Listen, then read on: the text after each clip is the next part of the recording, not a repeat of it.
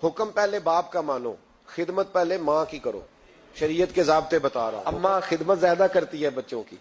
اب میں اکثر مثال دیتا ہوں، میں کہتا ہوں جب گلے میں اماں پاؤڈر ڈال دیتی ہے نا، بچے کو نہلا دہلا کے خوشبو لگا کے بڑا پیارا، اس وقت وہ بیٹا بھی ہوتا ہے، پوتا بھی ہوتا ہے، بھتیجا بھی ہوتا ہے، بھانجا بھی ہوتا ہے. اور جب پیشاب کر دے پھر کس کا ہے؟ ماں کا. اور جب تک ہنستا ہے مسکراتا ہے پھر وہ سب کا ہے. اور جب رونے لگے جی تو ابا جی آپ تو بعد میں تو آپ بڑے سگے بن گئے، تو اب آپ تھوڑا مہربانی کریں نا، کبھی کبھی آپ بھی ذرا اس کا پیشاب اپنے گلے میں برداشت کریں، تھوڑا آپ بھی شوق کریں نا جی. مالک تو آپ ہیں، ولدیت تو آپ کے لکھی جا رہی ہے، ڈیٹیل تو آپ بتا رہے ہیں کہ میرے نام پہ درد ہے ہر چیز، تو یہاں بھی تھوڑا خیال کرو. حکم پہلے باپ کا ماننا ہے، خدمت پہلے ماں کی کرنی ہے.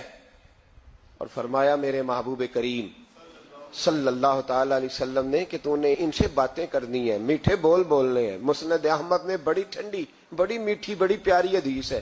حضور نے فرمایا 2 گھڑیاں رات کو ان کی چارپائی پہ بیٹھا کر، ان سے بات چیت کیا کر، ان کا دل راضی کیا کر.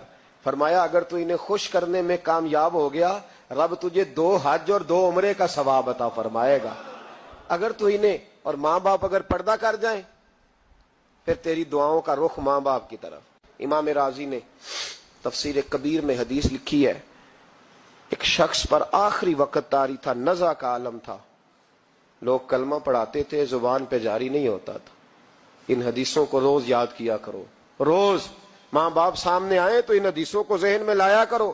کلمہ اللہ کا ذکر ہے، زبان پہ جاری نہیں ہو رہا کلمہ. لوگ محبوب کریم علیہ السلام کے حضور ہے، یا رسول اللہ بندہ مسلمان ہے پر کلمہ نہیں جاری ہوتا. حضور نے یہ نہیں فرمایا کہ دیکھو لکنت تو نہیں، کوئی مشکل تو نہیں، کیا مسئلہ ہے، دعا کرتے ہیں. فوراً امام راضی نے لکھا ہے نبی پاک نے فوراً فرمایا پتہ کرو اس کی ماں زندہ ہے. یا رسول اللہ ہے. فرمایا بلاؤ. اماں آئی بڑی پریشان، 2 گلیاں چھوڑ کے رہتی ہے.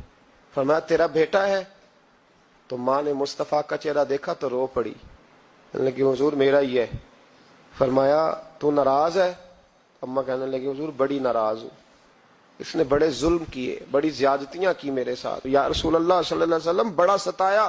تو بابو فرمانے لگے چل معاف کر دے، تو معاف کرے گی تو روح نکلے گی، تو معاف کرے گی تو کلمہ طیبہ جاری. کہنے لگی حضور میں کبھی معاف نہیں کرتی.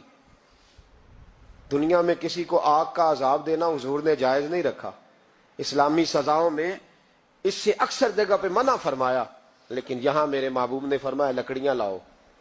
بوڑھی کے سامنے لکڑیاں لاؤ، کیا کرنا ہے؟ فرمایا جس کی ماں ہی ناراض ہے میں اسے زندہ جلا دوں گا، لاؤ لکڑیاں. صحابہ اٹھ کے جانے لگے، ابھی 2 آدمی دروازے سے بھی نہیں نکلے تو بول پڑی، کہنے لگی نہ حضور اسے جلایا نہ جائے، حضور جلانا نہ. فرمایا چل معاف کر دے. 3 دفعہ بولی، کہنے لگی میں نے معاف کیا، میں نے معاف کیا، میں نے معاف کیا. محبوب فرمانے لگے اب پڑھاؤ کلمہ، پڑھاؤ. جب کلمہ پڑھایا تو زبان پہ کلمہ جاری ہو. اس کا مطلب ہے کلمہ بھی اسی کی زبان پہ جاری ہوگا جو ماں باپ کا فرما بردار ہوگا. ورنہ مت امید رکھے کہ میں بڑی لمبی تہجد پڑھتا ہوں، میں تو دروازے پہ بیٹھ کے سخاوت کرتا ہوں، میں تو بہت بڑا آدمی ہوں. اپنے ماں باپ کی طرف دیکھیں، ان کا خیال فرمائیں.